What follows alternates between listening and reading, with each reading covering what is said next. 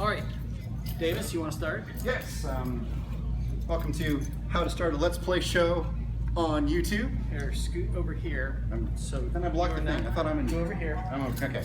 That way you're not in the way. Not in the A way. little farther on. Yep. Little. Okay. Perfect, right there. Okay. Okay. Fantastic. You're not in the camera view though. Just go sit over there. Just sit on this thing, and we'll do this. Believe us, this is how we usually work. Yeah, we're terrible people who But you can see okay, right? horrible things. Okay, great. So yeah, How to Start a Let's Play Show on YouTube, and we are the Game Grazers. Product placements. Product placement. Everything. I'm Davis. And I'm Andy. And we are the Game Grazers, and we slowly chew our way through games.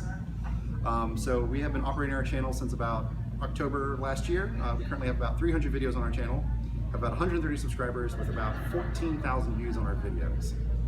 And we do occasionally do live streaming. All our links are presented here. We're on YouTube, Twitch, Beam, Twitter, and Facebook. So that's who we are.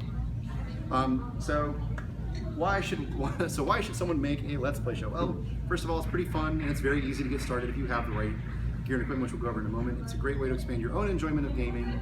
You get to grow your own community. You'll be part of an extra community yourself. You get to kind of play around with cool tools like video editing, audio editing, things like that. And like I said, it's a blast and it's fun. Why not two? It's not like some people think, oh, it's like, look at PewDiePie and how awesome he is and how famous he is. Super rich. You got to be super lucky to be that guy. So it is not a road to quick money or fame. We've been at this for almost a year, and we only have 130 people who are actively interested in the channel, and only maybe 10 or 20 of them come on a regular basis to the channel to watch videos. But when is a good time to start? Now. The market was saturated last year. It'll be even more saturated next year. The sooner you start, the better. So there are multiple different kinds of shows, and kind of when you're starting your own show, you got to figure out what kind of show you want to do. So if we're what we call a couch Let's Play, where it's multiple hosts, and you kind of sit there and blather on endlessly about whatever random crap you want to. Then there's more traditional stuff like PewDiePie, Markiplier, Jacksepticeye, those guys with like the webcam in the corner where they just kind of insanely talk at the game for a while.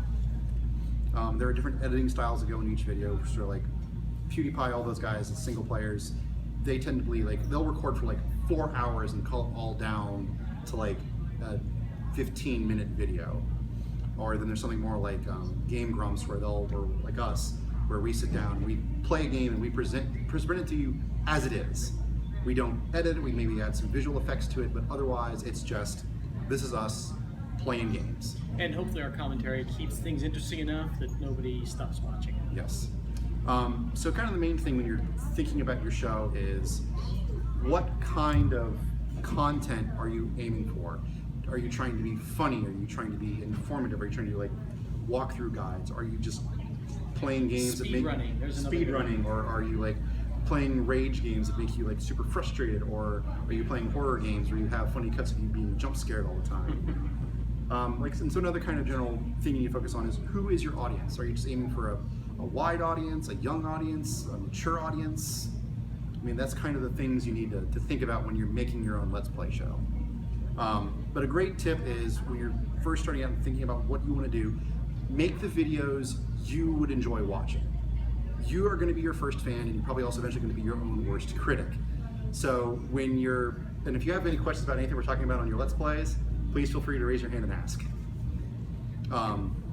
Yeah, so just make the stuff that you think you would enjoy watching. If you don't like what you're doing, then you're going to be having a bad time. Sans. Say what? Like Sans? Yeah. So what do you need to actually start your YouTube show? You definitely need a YouTube account, and by extension Google+, because those two things are linked, which is stupid.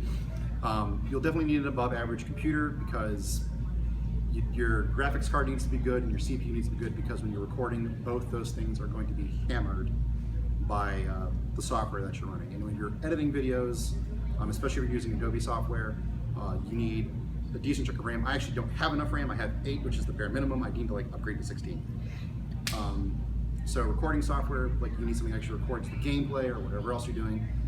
Tools like OBS, which is Open Broadcast Software, it's free. But there are other tools like XSplit, Fraps, and VXTorrent. They have demos or free versions, but they eventually cost money for the full versions. Like Fraps only lets you record for 30 seconds, and Fraps produces completely raw footage. It's not compressed or anything. So if you record an hour of footage, I can test you, it's like 150 gigabytes of raw AVI. Audio, Audacity is a great program. It's open source, it's free. If you are willing to spend the money for Adobe software, Adobe Audition costs money, but it is a fantastic tool. It's what we use. We basically use the whole Adobe suite. But really, I mean, you start out at free. I mean, that's where you want to start out. Because once you pay for it and you drop it in a month, then you wasted that money. So, so start free. So you'll definitely need a microphone, because you have to have your voice, unless you want to do silent playthroughs, which most people aren't actively interested in, but you can do them. USB mics are fine. You'll hear a lot, if you go into communities, you'll hear a lot about like Snowballs and Blue Yetis and all things, brands I'm not 100% familiar with, because we use XLR mics. USB mics are perfectly decent. You'll get great quality out of them, especially if you go higher end. But just at the end of the day, an XLR mic, which is a special connection that looks like this, are just going to produce better sound, but you have to have like an amp and processor and all things that kind of interface in your computer with those, and they can get pretty costly. And you'll definitely need to have some games to play. Can't have a Let's Play show without games. So be ready to tackle your pile of shame, or go revisit some old favorites, or basically whatever you want to play. I think it helps if you play a game that somehow leads to you being more entertaining. So like in our example, I thought that some of our more entertaining shows were like Saints Row. Right. Because the things that you get stuck in Saints Row are so obscenely crazy that it's just asking for you to just run a commentary on. Yeah. But that's not the only game. I mean, there's other ones, Meat Boy. Yeah, like we played Super Meat Boy, and I had a visual counter for every time I died and every time I swore at the game, which I can't show you here because we're a PG-13 panel. And of course, you'll need editing software. If you have a Windows machine, Movie Maker is free. If you have a Mac, iMovie is free. There are other things out there. Sony Vegas and Movie Studio tend to be pretty popular. Adobe Premiere tends to be pretty popular, but those are both pay applications. I think Sony products you pay for once, and Adobe you pay a monthly fee for. Despite the most popular YouTubers out there, a webcam is not necessary.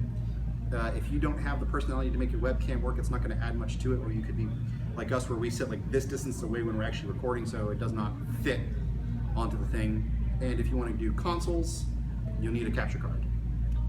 Great piece of advice is, if your equipment is not up to snuff, don't worry about it.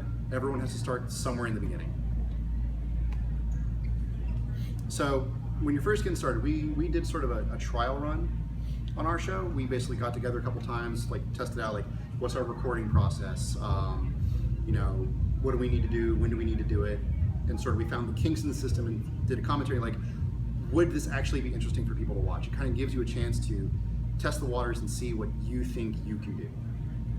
And when you finally actually do decide to start, the best piece of advice for your first game is play a game you like and already know. Because when you're working on your commentary, it helps that you don't have to focus 100% on the game itself. You can kind of just let your muscle memory have at it, and you can focus on, oh, I'm doing this crazy thing, or I'm doing that crazy thing. And it kind of helps to just keep your focus on your commentary, not on the game. And as you progress onward, eventually you can go into what are called blind plays, where you're literally going in and go, I know nothing about this game, because now you have the skills to do that. Practicing commentary is a pretty important skill if you're by yourself. Really, it's kind of weird, but go talk to yourself while you just do chores. Comment on the chores you're doing, because it just kind of helps you get in that mindset of picking up small details about things. It's easy to forget people aren't reading your mind when you're playing. So yeah. Even though you got these great thoughts going around, if you don't say anything, then they're not getting anything from that. Yeah, and if you're a group, just practice having a conversation, maybe a little bit improv. We've actually discussed the idea of taking an improv class to kind of improve ours, but I think we do pretty well. And when you're doing your commentary, it's important to just learn to keep a flow going. Learn to talk about the game, focus on the game, but kind of pepper in other topics as you go along, and just try and know as you're going along that not everything you're going to say is really going to end up, especially if you're editing it. But at the end of the day, whatever you think is the way that you want to do commentary is the best way to do it. And sometimes you can have a rough script. You can have topics that you want to, for us, of course, it's video games, video game news, what's happening. We talk a lot about movies because I'm a big movie freak, so just those little things like that. Yeah. Another point, be yourself. People will spot a phony a mile away, and they don't like phonies. I mean, you can have a top-notch, over-the-wall, personality, if that's what you want to do, people will like that. But for the most part, it's just important to be yourself, because if you're trying to act and do it at the same time, you might have less than stellar results. And when you're kind of working, you need to find a release schedule for your videos that you feel doesn't overburden you. Like when we first started out, we were doing 6 episodes a week. Episodes were 15 minutes long, and I was just swamped with everything we were doing. So eventually we cut it back. We still do 6 episodes a week, but now they're 10 minutes, and we record them in large enough chunks that I actually record more videos in a week than I put out in a week. So that way my release schedule doesn't sort of like overburden me to get stuff out. And it really helps to have that consistency in your schedule, because people know they can, if they didn't like your show yesterday, they know they can still listen to your show tomorrow, because it's going to be completely different, literally fresh and new. Yeah. This one's not necessarily required, but branding is pretty important. It helps set you apart from everyone else. We have our own style. Everything's kind of blazed green. We have a eating theme where the Game Grazers, our controller has a bite taken out of it. We have a review series called Quick Bites, wherein the review scale is all terms for eating things.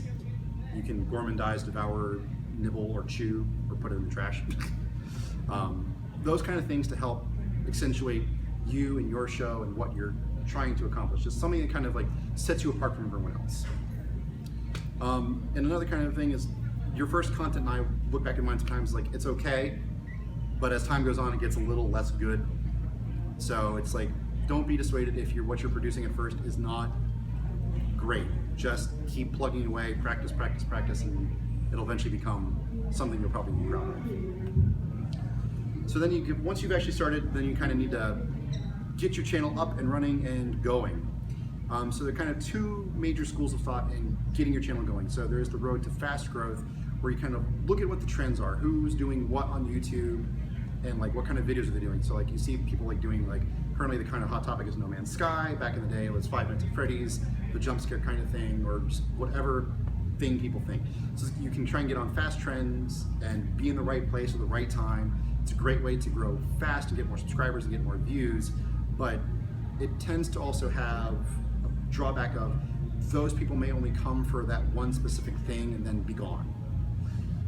We focus more on a steady growth pattern where we play older games. We just focus on being entertaining ourselves. It's like, so that way when we do get viewers, we know that those viewers legitimately like what we're doing. It's not necessarily they came for the game or just some random, hot button topic. They come, they enjoy us, they subscribe, and they stay. And we have, so I'd say like every video we get usually somewhere between 8 to 12 views, which is about 10% of our subscriber base, which is actually pretty good.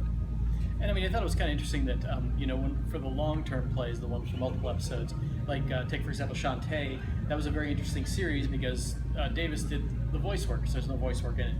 And so you did a lot of voice work, you did Davis. And I think, taking for example some of the games we didn't do so well, like the Lego Star Wars series, that didn't go so well because we were always just like lost. And we were like, exactly. What do we do next?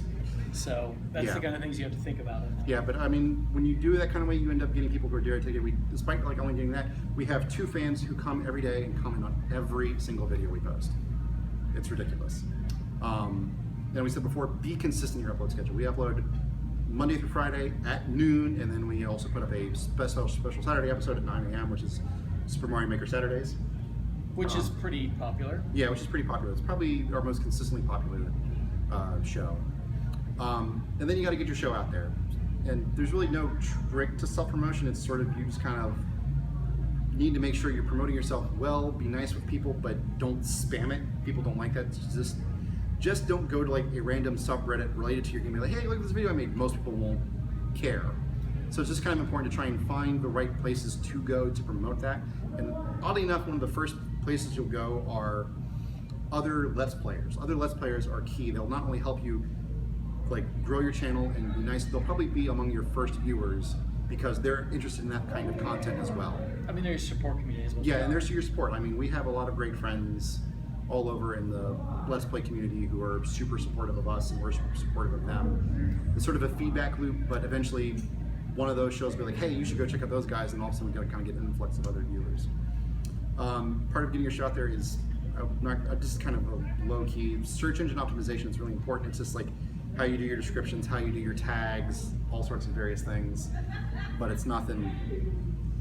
It's kind of hard to get into when we have like a very limited amount of time. And like I said, you should find a community of other Let's Players. People are very active on Twitter. The Let's Play subreddit is a fantastic place, and there are other various forums. One I go to is called Damlag. They are fantastic sources of advice. You can ask questions. People will let you know, give you feedback on what you need to do better. I've had people actually come to us for feedback about their shows. And it's a great way to kind of just get involved and just help grow your product and grow what you're making. Don't let slow growth of your channel deter you. I mean, there are some weeks where we will see nothing. We'll see the same views, we'll gain no subscribers, and the next week we'll gain like 6 and be like, yay! But those 2 weeks are just sort of like, ugh. You just got to push through it.